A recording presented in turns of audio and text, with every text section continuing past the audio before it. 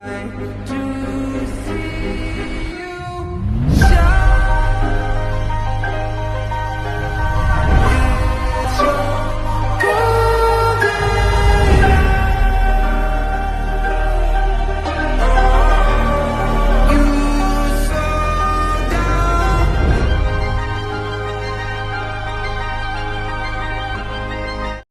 के स्टार्टिंग में दिखाते हैं क्लोए नेनिया से बोलती हैं, मरने से पहले एक बात जान लो, मेरे पापा ने कहा था जो शाही घराने में पैदा होते हैं उन्हें अपने लोगों की हिफाजत करनी चाहिए।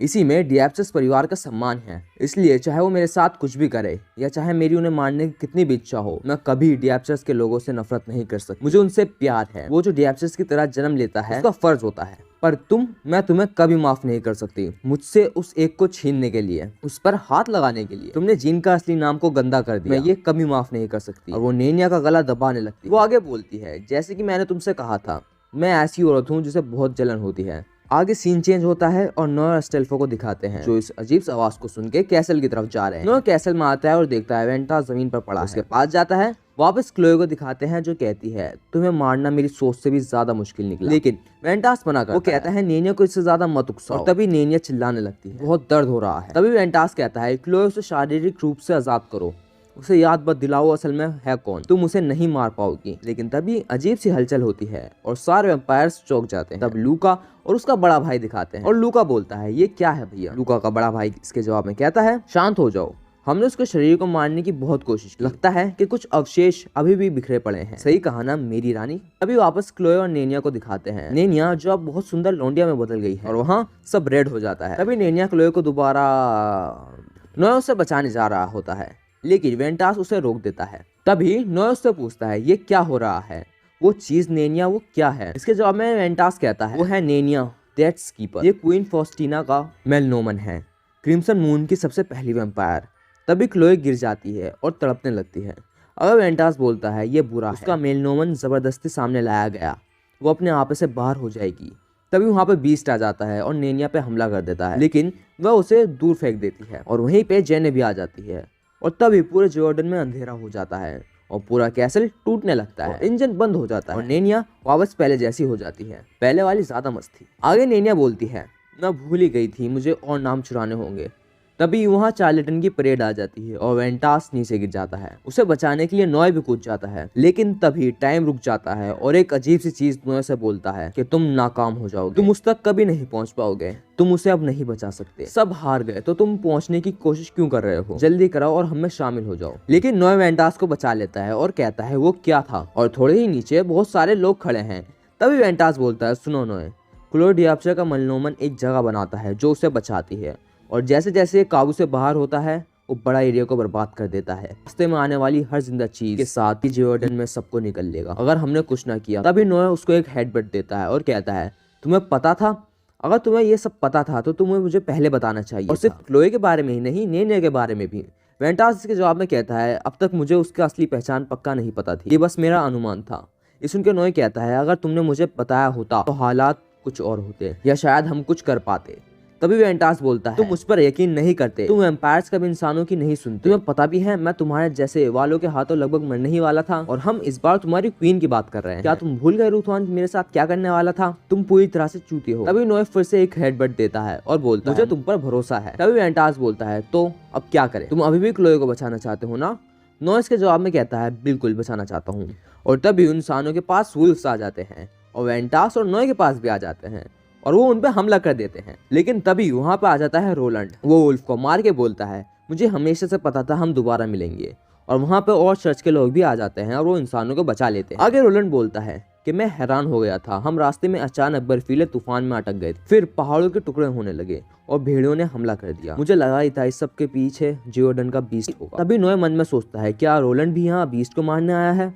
तभी रोलैंड बोलता है, तो क्या प्लान है, अगर तुम दोनों यहाँ हो, इस सब के पीछे एक श्रापित वैम्पायर होगा, शांति भरे नतीजे के लिए मैं क्या कर सकता हूँ। तभी नोए पूछता है, तुम हमारी मदद करना चाहते हो, पर क्यों। इसके जवाब में रोलैंड कहता है, तुम ऐसे कैसे कह सकते हो, मुझे लगा ये जाहिर सी बात है क्योंकि मैं तुम दोनों को पसंद करता हूँ। लेकिन ये सुन के वेंटास थोड़ा चिढ़ जाता है और कहता है जियोडन के लोगों को मारना मत। एक डिएप्चर्स की तरह अपना फर्ज पूरा करना क्लोई की जिंदगी का मतलब देता है। तो अगर वो अपने आपा खोकर इस रीजन के एक भी शख्स को मारती है तो उसे बचाने का कोई रास्ता नहीं, और अगर उसे बचा भी ले तो उसकी आत्मा के लिए कोई शांति नहीं है। तुम ऐसा कर सकते हो? इसके जवाब में रोलन कहता है इसे मुझ पर छोड़ दो। हालांकि मैं यहाँ चेसर्स के पलादिन की तरह आया हूँ। अगर हालात और भी बदतर हो जाते हैं तो मैं वैम्पायर का सर काटते हुए नहीं कतराऊंगा। मुझे बीस्ट को मारने पर मजबूर मत करना। तो वेंटास और नोया वहाँ से चले जाते हैं और रोलैंड ओलिवर के पास जाता है और बोलता है कि मुझे तुमसे कुछ मदद चाहिए। मुझे तुम्हारे वक्त के 30 मिनट्स चाहिए। हम एक रेस्क्यू मिशन पर जा रहे हैं। लेकिन ओलिवर उसे मना कर देता है। तभी रोलैंड पूछता है पर तुम ऑर्डर से सहमत नहीं हो ना? वो ऑर्डर जियोडन के हर एक वैम्पायर को मार डालो। हम यहाँ जंग में नहीं हैं। निर्दोष वैम्पायर्स को मारने से मुश्किल और ज़्यादा बढ़ेंगी। ये लगभग ऐसा है जैसे चर्च हमसे कुछ छुपाने की कोशिश कर रहा है। ये मुझे हजम नहीं हो रहा। तो मैं उस श्रापित वैम्पायर से बात करना चाहता हूँ जो वहाँ पे है। इस सुनकर ओलिवर कहता है श्रापित वैम्पायर से बात? ये मत कहना कि वो दोनों भी इसमें शामिल हैं। तभी रोलैंड के पीछे वो सारे वुल्फ कुछ अजीब सी चीज़ बन जाते हैं। तभी सीन चेंज होता है और कैसल में स्टेल्फो को दिखाते हैं जो जमीन में पड़ा है और नेनिया वहाँ से चली जाती है। तभी जेलने का फ्लैशबैक दिखाते हैं जहाँ कोई उससे कहता है तुम कठपुतली के अलावा कुछ नहीं हो। तुम्हें एक टूल बनने की जरूरत है। एक वैसल को अपनी इच्छा की कोई जरूरत नहीं होती। तभी सीन चेंज होता है और दिखाते हैं कि जेन कहीं पे बैठी हुई है और कुछ लोग आके पूछते हैं तुम ठीक तो हो?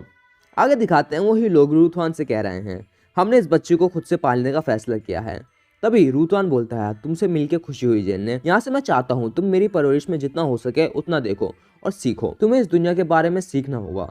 सीन चेंज होता है और दिखाते हैं जेन्ने के माँ बाप कहीं जा रहे हैं और अगले ही सीन में वो मर जाते हैं। आगे दिखाते हैं कोई जेन्ने से कह रहा है तुम्हारे माँ बाप ने गद्दारी की जिसकी वजह से बहुत सारे वैम्पायर्स मारे गए। बच्चे को अपने माँ बाप के पापों को भरना होगा। अब तुम कोई वैम्पायर नहीं रही, तुम एक टूल हो, एक बोरो।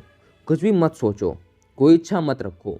इनके जेन्ने सोचती है मैंने वो नहीं किया जो मुझे कहा गया, पर उन्होंने मेरे बदले माँ बाप का सर काट दिया। तभी पिछले एपिसोड की क्लिप दिखाते हैं जहाँ जेन क्लोई से मिलती है जहाँ वो उसे मार नहीं पाई। आगे सीन चेंज होता है और दिखाते हैं वो एक जेल में बंद है और वहाँ पे चार्ल्टन आ जाती है और अगले ही सीन में वहाँ की सारी चीजें टूट जाती हैं और रूथवान वहाँ होता है और वो बोलता है जेन उस कसम को मत भूलना जो तुमने अभी अभी खाई है। अब तुम्हें गहरी नींद में जाना होगा। तुम्हें तब तक सोना होगा जब तक जंग खत्म नहीं होती और सब शांति से नहीं रहने लगते। इस वक्त का इस्तेमाल अपने शरीर और मन ठीक करने के लिए करो। आगे दिखाते हैं जेन कहीं बैठी हुई है और बोलती है मैं भूल गई थी कि मैं एक कठपुतली हूँ। अब मुझे क्लोई को मारना होगा। तभी वेंटास की आवाज आती है जो कहता है क्लोई बीस्ट नहीं है, तुमने अपनी आंखों से देखा। इसके जवाब में जेन कहती है फर्क नहीं पड़ता। लॉर्ड रूथवान ने मुझे जियोडन में हो रहे आतंक को रोकने के लिए कहा। आगे वेंटास बोलता है पर उसने कभी तुम्हें उसे मारने के लिए नहीं कहा। ये सुनकर जेन बोलती है तुम्हें एहसास भी है जियोडन के बीस्ट ने कितनी जाने ली हैं? मेरे पास उसे मारने के अलावा कोई रास्ता नहीं है और क्लोई श्रापित है। बुरोस को उन श्रापित लोगों को मार डालना चाहिए जो अपना आपा खो चुके हैं। अब बहुत देर हो गई है, उसकी मदद नहीं करी जा सकती। तभी वेंटास बोलता है अभी देर नहीं हुई है और यहीं पे हमारा एपिसोड खत्म हो जाता है। तो आप सबको ये एपिसोड कैसा लगा कमेंट बॉक्स में जरूर बताना और अगर आप मेरी आवाज़ पहली बार सुन रहे हो तो चैनल को सब्सक्राइब करके घंटा बजा लो। इफ़ आपको ये एपिसोड थोड़ा सा भी पसंद आया हो तो वीडियो को लाइक और अपने दोस्तों के साथ शेयर कर देना और इसका नेक्स्ट एपिसोड आज या कल में आ जाएगा। तो तब तक के लिए बाय।